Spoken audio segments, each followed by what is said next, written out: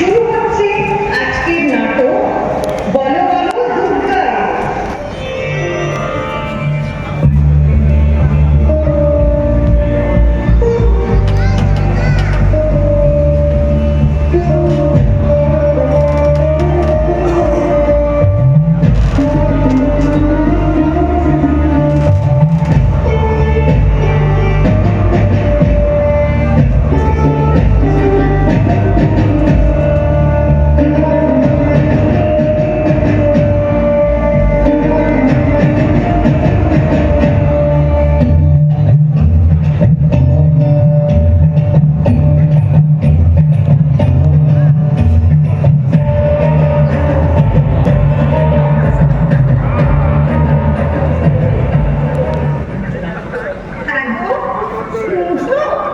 একটু তাকাও আমার দিকে, একটু কথা শোনো আমার।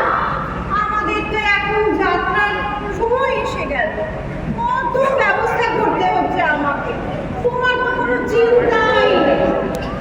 বলো না, বলো আমার দেখেই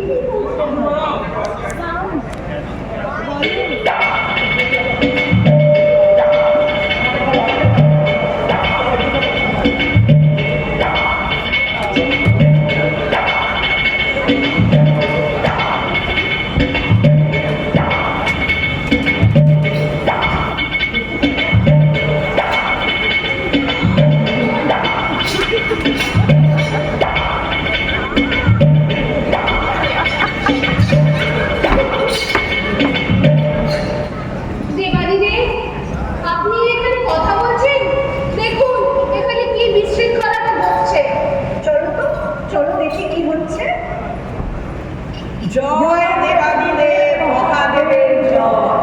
প্রণাম মহাদেব, আপনি এই সময় এখানে? তা তোমরা এমন সৃষ্টি করেছো যে আমাকে বাধ্য হয়ে এই সময় আসতে হলো। কি ব্যাপার বলুন তো? মহাদেব, আমাকে আগে বলতে দিন, তাহলে এই জোমরা ফাঁকা মাঠে গোল দিয়ে দেবে। ওকে চিকু, তুমি আগে বলো। মহাদেব, আমি এখানে 50,52,636 বছর ধরে চাকরি করছি, অথচ আমাকে এখনো পার্মানেন্ট লেটার দেয়নি। এই যমরাজ খালিই বলে তুমি প্রবেশন পিরিয়ডে আছো। যা মাইনে দেয় তাকে সংসার চলে না। এই তো 6 মাসের মাইনে এখনো বাকি। আমি তো সারা জীবন ধরে জন্ম মৃত্যু পাপ পুণ্যের ডেবিট ক্রেডিট দেখতে দেখতে ক্লান্ত কিছু। একটু চা খাবার দেখলাম না।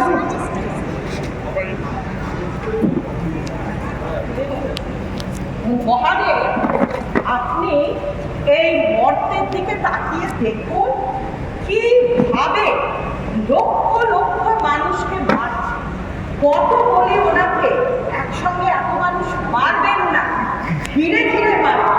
কে তার কথা শোনে? ধীরে ধীরে মারতে মানে এদিকে তো কত লোকে মৃত্যু স্তরে ঘটনা বাজিয়ে রেখেছে। এই আমাদের চিকু বাবু। মহাদেব, এই করোনার সময় কি হলো? হাজার হাজার মানুষ মারা গেল। করোনা আক্রান্ত সব চলে এলো। ওদের পরের টাইমে রেখে 14 দিন, তারপরে তাদের বিচার করবে। ও এর মধ্যে উনি আমার বাধ্য দিয়ে দিলেন, ব্যাস সব মুরগি মরে গেল। ওদেরও তো ইনফেক্টেড আত্মা, সব করতে করতে চলে গেল। এবার মহাদেব বলুন তো, আমি কার পাপপুণ্যের হিসেব করবো? মানুষের না মুরগি? দেবাদিদেব, এটা কিন্তু আমাদের চিতুবাবু একদম ঠিক কথা বলেছে। টেররিস্ট অ্যাটাক, একদম অ্যাক্সিডেন্ট, তারপর কি করে ভুলি সেই পেহেলগাঁও অ্যাটাক, আর সাংঘাতিক সেই এয়ার ইন্ডিয়া ক্র্যাশ। একদম মহাদেব, এবার বলুন তো, আমি কাকে ছেড়ে কাকে দেখবো? কার পাপ পুণ্যের হিসেব নিকেশ করবো? সারা দিন ধরে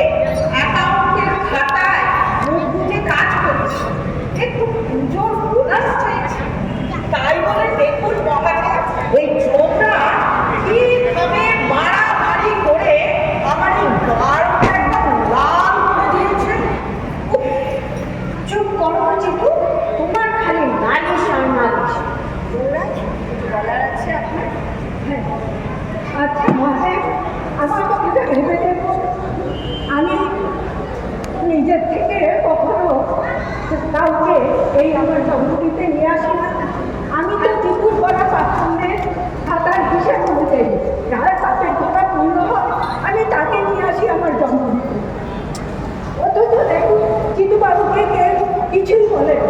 বেকার বেকার আমাকে দোষারোপ করে ভিলেন বানিয়ে রেখেছে। আমি তো একটা সিনিয়র সিটিজেন, একজন রাজা, কিন্তু ওর ব্যবহারের মধ্যে ছেলে মোটা রেসপেক্টটুকু পর্যন্ত নেই। এটা কি ঠিক? এটা কি উচিত? নারায়ণ নারায়ণ, এটা কিন্তু ঠিক মহাদিদেব। যমরাজ যা বলেছেন একদম ঠিক। আসল ভিলেন কিন্তু আমাদের এই চিতুবাবু। আপনি কিন্তু ওনার কথায় বলে যাবেন না কিন্তু। ঠিক আছে যমরাজ, আপনি একটু দেখবেন চিকুর ডিমান্ডটাও যেন ফুলফিল হয়, আর আপনাদের মধ্যে অধিকারটা যেন যথাযথ হবে। আর আপনার কাছে আমার একটা অনুরোধ আছে। বলুন, এখন তো নর্থে দুর্গাপুজো আসছে, এই সময় নর্থে যেন কোনো অ্যাক্সিডেন্ট বা টেররিস্ট অ্যাটাক না হয়, এটা একটু দেখবেন। বর্তমাসে যেন এই দুর্গাপুজোটা খুব ভালোভাবে উপভোগ করবে। ঠিক আছে? যথাযথ। নারায়ণ নারায়ণ, সাবধান চিতুবাবু, আপনি কিন্তু যমরাজের সাথে পাওয়া নিতে যাবেন না, নয়তো মহাদিদেবের নাম জানেন তো, উনি রি-ইলেকশন করে আপনাকে রিপ্লেস করে নতুন অ্যাকাউন্টেন্ট নিয়োগ করে দেবেন। আসুন আসুন, মহাদিদেবের যা আদেশ আছে তাই পালন করুন। চলুন চলুন, বলছি আমাকে আবার একবার মধ্যপুরীতে ঘুরে আসতে হবে। মহাদেবের আদেশ, চলো।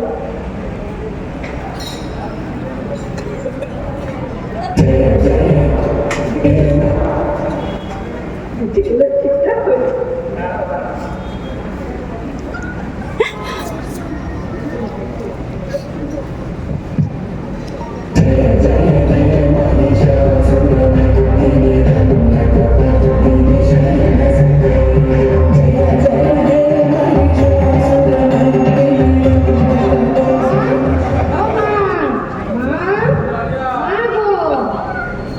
মহিষাসুর, এর উপরে চাচাচ্ছ কেন? কতদিন বাদে তোমাকে দেখতে পেলাম, আমাকে তো তুমি ভুলেই গেছো। আর তোমার চেহারাটা কেমন লাগছে কেন? কেমন শুকনো শুকনো। ইন্টারমিডিয়েট ফাস্টিং করছো, ডায়েটে আছো? দেখো না মা, আমার শরীরটা কি ম্যাচ করছে, আর কি জ্বর ভাব। ভাবছি এবারে মরতে আমি যাবো। সে কি কথা? তুমি মরতে না গেলে আমার পুজো হবে কেমন করে? তোমার মুখে সব নেগেটিভ এনার্জিকে ধ্বংস করাই তো আমার পুজোর মূল বিষয়। দেখো না মাঝে গত বছর আমাদেরকে সবাইকে যখন একসঙ্গে গঙ্গার জলে ফেললো, ওই গঙ্গার পচা জল খেয়ে তো আমার পেটে ইনফেকশন। সেই জল থেকেই আমার জ্বর আসে আর যায়, জ্বর আসে জ্বর যায়। কি করা যায় বলো তো? কি মহিষাসুর, আপনি আবার যাচ্ছেন মর্তে বধ হওয়ার জন্য? আপনি যে কতবার মর্তে বধ হবেন কে জানে। এই দেখুন তোমার শেষ, আপনাকে আমি যথেষ্ট সম্মান করি, তার মানে এই নয় যে আপনি আমাকে অসম্মান করবেন। চুপ করো তোমরা। মহিষাসুর, তুমি এখন যাও, আমি স্বর্গের বাটিকা থেকে তোমার জন্য ওষুধ বানিয়ে দেব। তুমি সেটা খেলে সুস্থ হয়ে যাবে। তবে যাবো না বলো, আমরা কত প্রিপারেশন করছি, আমার ছেলে মেয়েরা অপেক্ষা করে আছে। তাছাড়া ভক্তবাসী, তারা তো 1 বছর ধরে অপেক্ষা করে আছে আমাদের যাওয়ার জন্য। তুমি না গেলে হয়?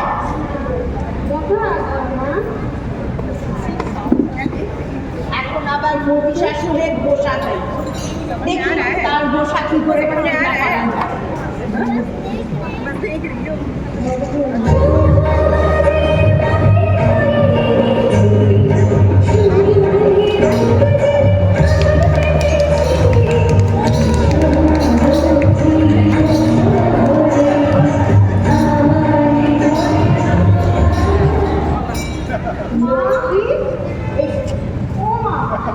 এবার মামা বাড়ি যাওয়ার তুমি ক্যান্সেল করো।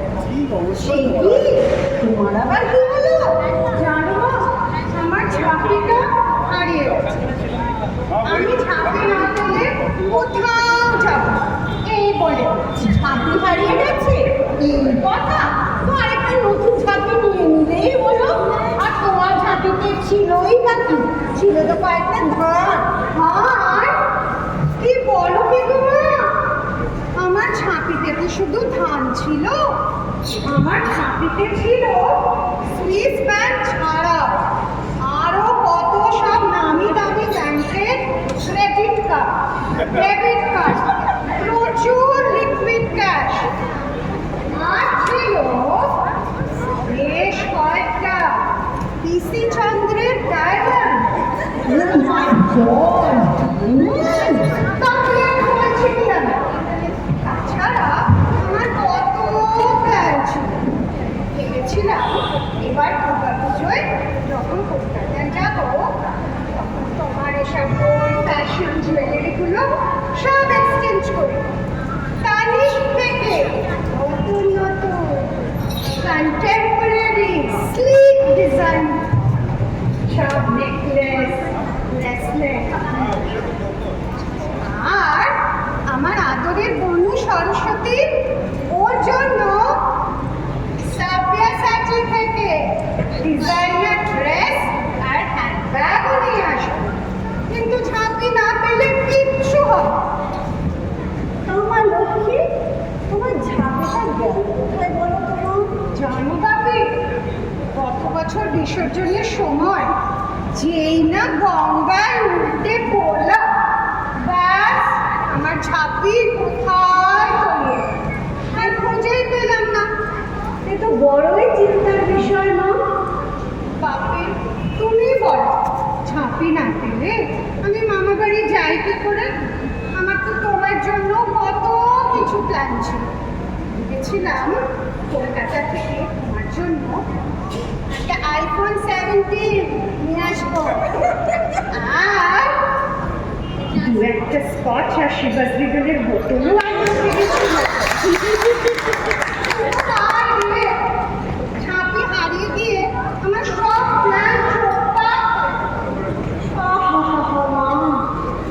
আমিও তো তোমার ঝাঁপির জন্য বড়ই চিন্তিত হয়ে পড়লাম। তোমার তো খুবই উত্তম প্ল্যান ছিল মা। আমি সত্যি এবার তোমার ঝাঁপির জন্য বড়ই চিন্তিত হয়ে পড়লাম।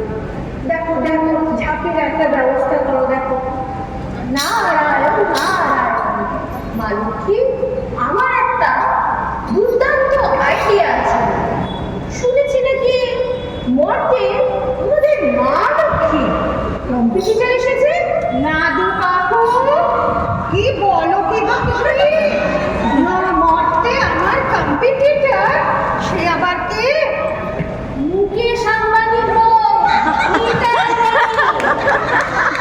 একমাত্র মুক্তা আম্বানি পারে তোর আরেকটা নতুন ঝাঁপি জোগাড় করে দিতে। নাদু কাকু দাও তো আমাকে নিতুর ফোন নাম্বারটা, একটা কল করে দেখি। নিতু যদি আমার একটা ঝাঁপি স্পন্সর করে দেয়, বাস আমার প্রবলেম সলভ। তাহলে মা, তুমি এবার একটা ঝাঁপির ব্যবস্থা করো।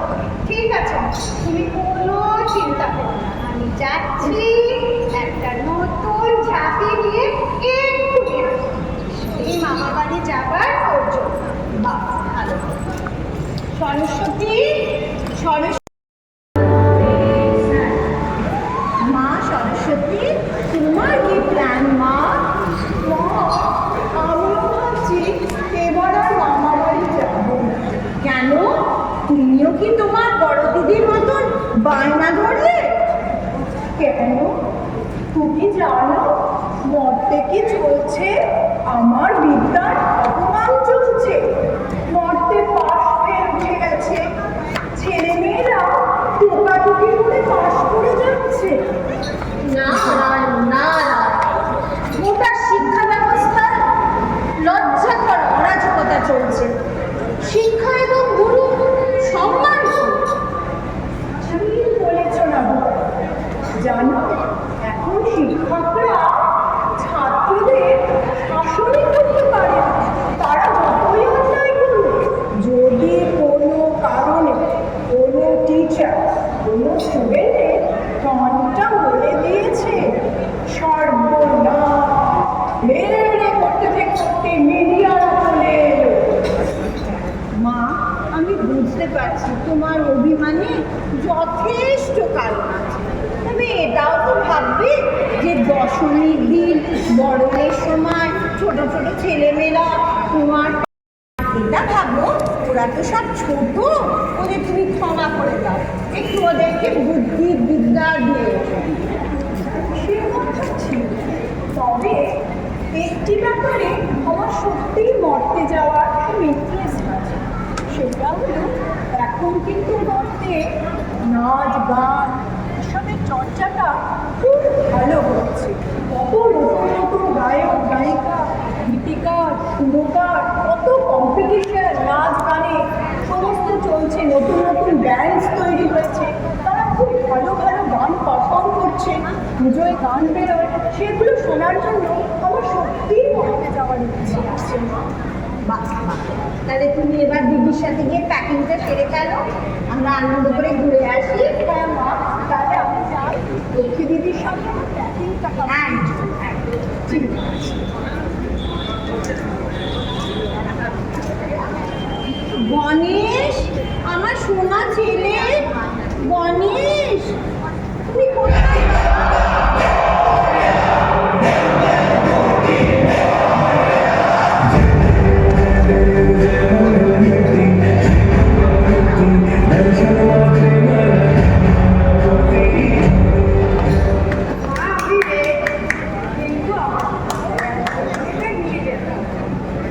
কি বললে? অ্যান্ট রিবেলেন্ট? সেটা আবার কি?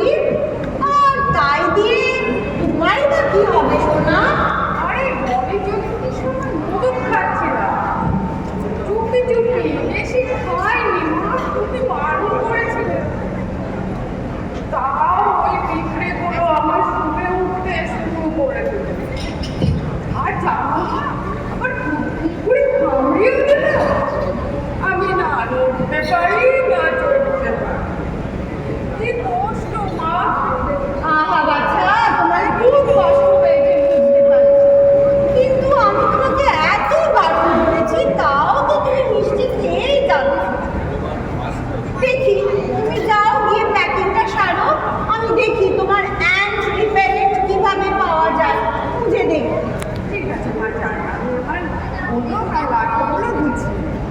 আবার প্যাকিংয়ে মোদক আর লাড্ডুই গোছাবে?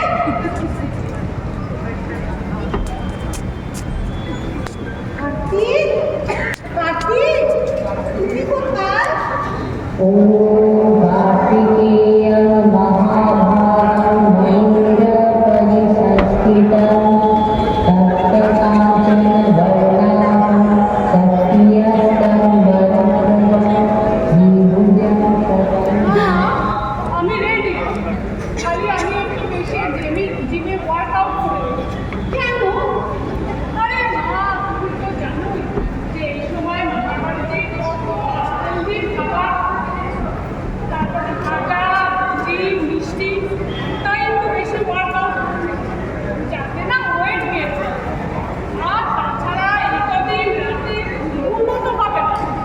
তা তোমরা রাতে ঘুমোলেই পারো। না না মা, তা কি হয়?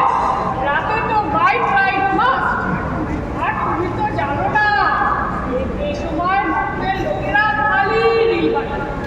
আর আমি ভাবছি আমার ভিডিও ক্যামেরাটা নিয়ে যাবো আর ফুল নাইট ঘুরে রিল বানাবো আর ইউটিউব ইনস্টাতে আপলোড করবো। আমি তো সব শিডিউল করে ফেলেছি, তাই তো আমার ওয়ে অফ লাইফ। তোমার কার্তিক, আমি যেন শুনলাম তুমি কি এখন আমার কাছে বায়না করেছো? হ্যাঁ বাপি, আমার একটা BMW লাগবে। এটা আবার পড়া নেই, শোনা নেই, কিন্তু তো গাড়ি গাড়ি তা নিয়ে তুমি মামার বাড়ি যাবো। কিন্তু তুমি মনে বানাও, তাই কি হলো? আরে তুমি জানো না, সুপ্রিম কোর্টের অর্ডার দেখোনি? সেটা হবে কি? ওই আইনে বলা হয়েছে বনের কোনো পশু পাখিকে নিজের কাছে রাখা যাবে না। তাই তো আমি বা BMW চাইছি মামার বাড়ি যাবো বলে। ও বাবা, মর্তে এত কিছু ঘটে গেছে, কিছু জানি না। দেখো কিছু হয়ে গেল। ঠিক আছে কার্তিক, তুমি যাও, বাবা তোমাকে একটা BMW কিনে